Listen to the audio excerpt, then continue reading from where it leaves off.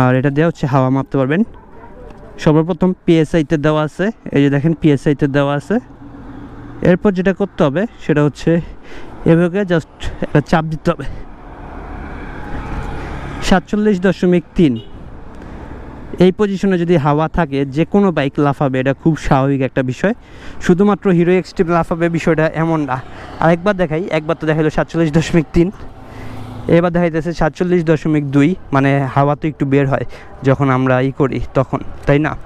আমার এখন যেটা করতে হবে হাওয়াটা কমাইতে হবে। হাওয়া কমানোর জন্য আমি এইভাবে করে একটু কমাইতে পারি। অনেক বেশি হাওয়া দেওয়া দিছে। আমার 30-এর নিচে হাওয়া রাখতে হবে। হাওয়া আমার কত রাখতে হবে? 30-এর নিচে। এখনও আছে 38.8, আরও কমাইতে হবে।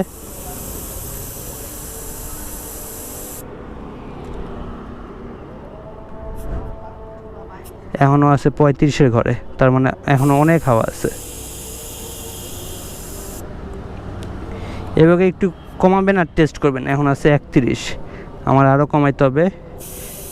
27-এ রাখতে হবে। 27-এ রাখলে আমার হাওয়া বুঝতে হবে ঠিক আছে। 29 আছে, আর একটু কমাইতে হবে। 28 আছে, আর একটু কমাইতে হবে। এখন আশা করি ঠিক আছে 27.4। এখন হচ্ছে আমার বাইকের হাওয়া আছে অ্যাকুরেট 27.4। ওই বাকিটুক আমার পক্ষে মিলানো সম্ভব না, বা কারো পক্ষে বাকিটুক মিলানো সম্ভব না। বাকিটুক মিলাইতে হইলে আপনাদের যেটা করতে হবে সেটা হচ্ছে আপনাদের ওই বিভিন্ন মেশিন আছে, এত পিএসআই হাওয়া হবে ওই টাইপের মেশিন দিয়ে মিলাইতে হবে। আর এই জিনিসটা হচ্ছে আমি মোটো থেকে নিয়েছিলাম, নিজের কাজের স্বার্থে নিয়েছিলাম মূলত। এটা কোনো প্রমোশনাল ভিডিও না বা কিছুই না।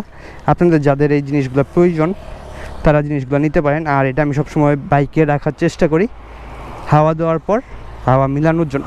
কারণ দোকানদাররা কোনো দিনও আজ পর্যন্ত আমার অ্যাকুরেট হাওয়া দেয় নাই, বা যে পরিমাণ হাওয়া দিতে বলছি ওই পরিমাণ হাওয়া দেয় নাই।